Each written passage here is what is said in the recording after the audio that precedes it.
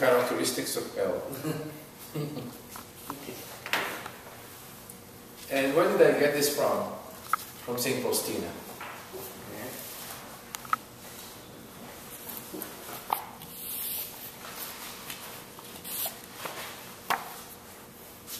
Is everything okay with insane? Oh yeah, my uncle, he has to be rushed in the hospital. Oh my goodness. You alright? He has a stomach ache, I guess. So, because he never does that. Oh, that's why They have to.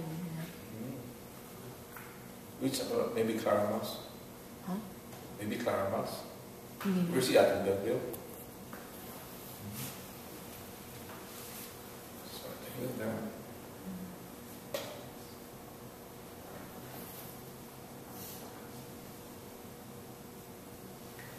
St. Faustina's diary.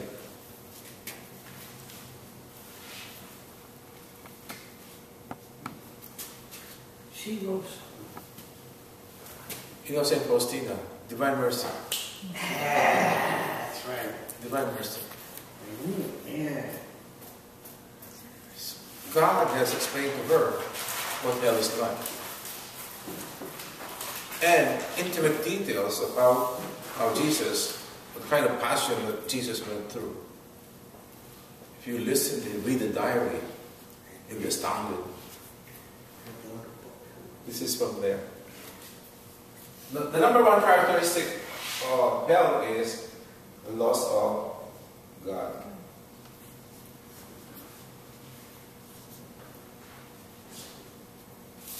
There's no God.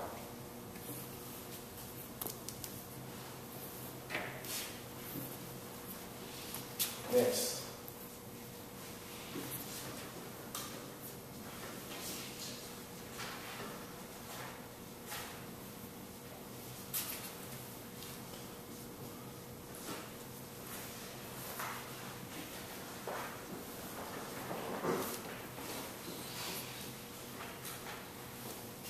Remember that rich guy and Lazarus? Mm-hmm. He wasn't, and Lazarus was just feeding whatever gets dropped from the table, and he never cared about Lazarus. And then they both died. And the man had sores all over his body, and his blood were being licked by dogs. Such a sight. And then, what happened? They both died, and the rich man wanted to go back at least 1 or 2 days on earth so he could tell his brother to refrain from doing what he did when he was alive. But it was too late. There was no chance to do it. So it's perpetual remorse of conscience.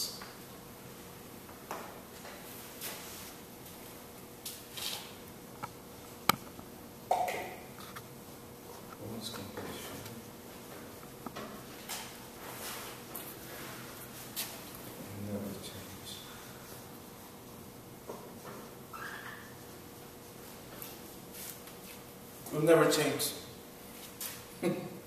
Imagine that. Imagine, let's say you're in pain, excruciating pain, and then you're told that it will never change, it will be like that forever. That's how terrible it is. And it's perpetual, it's forever. You'll be tormented forever.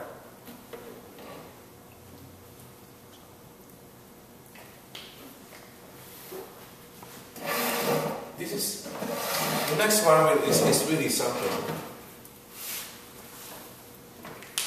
Fire. Remember? So Sister and Saint Faustina confirms that there's fire in hell. There's fire in hell. And that the fire will penetrate the soul.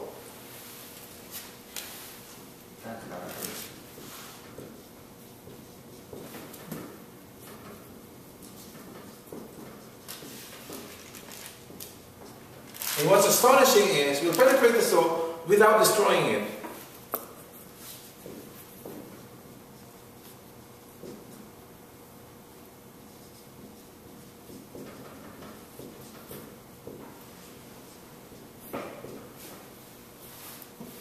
without destroying it. Imagine. It's a terrible suffering, isn't it? It's a terrible suffering. And this is the ugly one.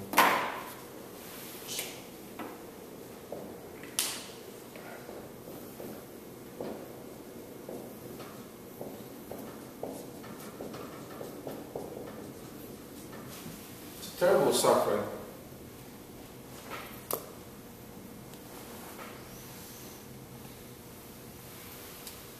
This fire is spiritual fire.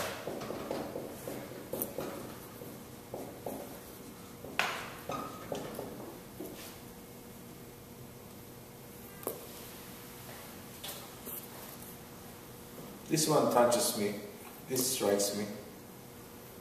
This spiritual fire.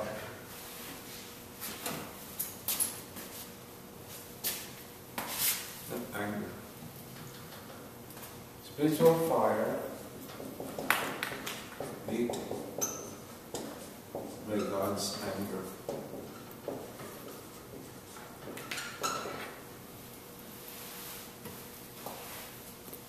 How can God be angry? All-powerful, ever-living, all-merciful God. And yet in here there's spiritual fire and it's lit by God's anger.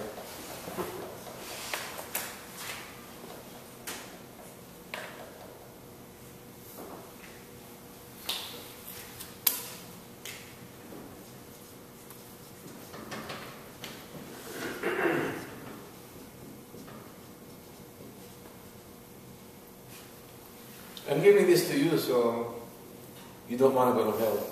Mm-hmm. So it's continual darkness and a terrible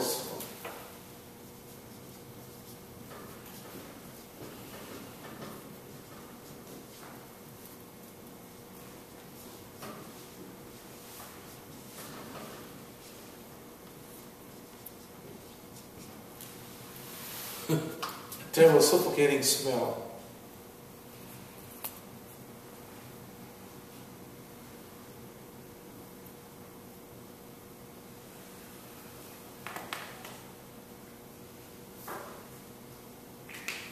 And you know, according to Saint Faustina, Jesus revealed to her that although it's continually dark, you could still see, you could pierce through the darkness, and you could see the sins of everybody around you, as well as your own. Imagine seeing the ugliness of the soul. This ugliness of the soul, the sins. You see the sins of all around you. Including your own.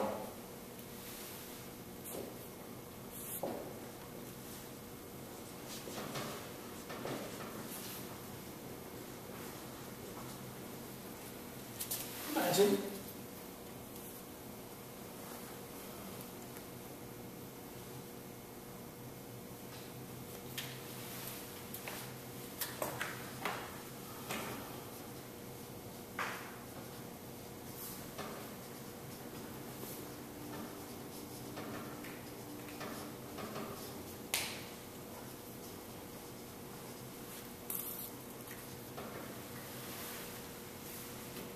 And you're always in the company of Satan.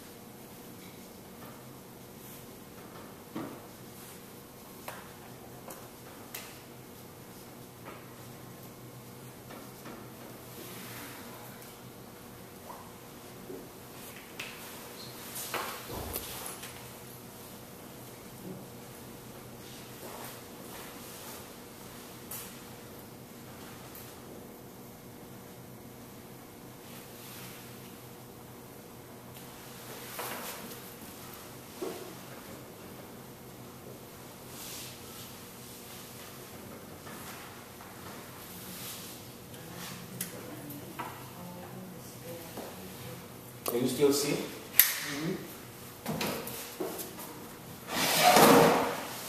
Those are the 7 characteristics of hell. Horrible despair, hatred of God, vile words. You know vile words? Those curses, blasphemies. You know there are people who just, vile words just a normal everyday word from their mouth. Jesus says, it's not what you eat that makes you dirty. It's what comes out of your mouth. And vile words come out of many people's mouth. Right? You don't have to go very far. Even the slightest of things, people will curse at you.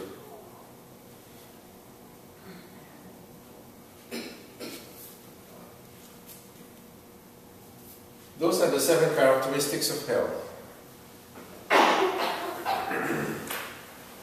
Now, so, knowing this, probably you don't want to go to hell. Probably. But not wanting to go to hell is one thing. But committing sins that will lead you there is something else.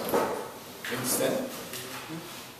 This will force you, somehow, coerce you to change your lives so that you avoid hell.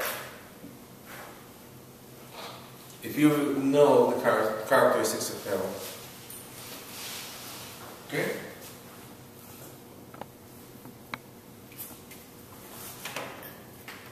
But I think just merely avoiding hell, there should be that should only be like a secondary, I guess. The primary goal should be love God.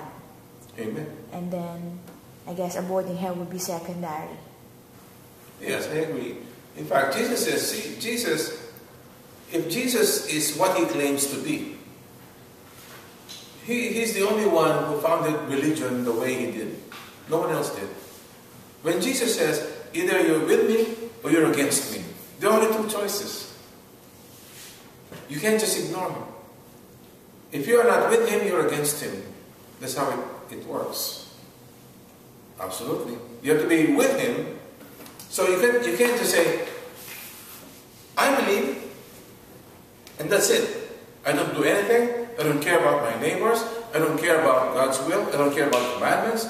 I take care of my own business. I do as I please. I'm absolutely free. I do what I want. Guess what? You go to there. Yes.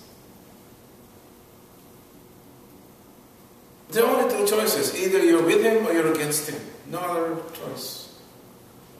You can't say, I believe, and simply ignore the rest. It will be misleading, and Jesus proclaims the good news, and those who believe have been made righteous. Because you have to do the will of the Father.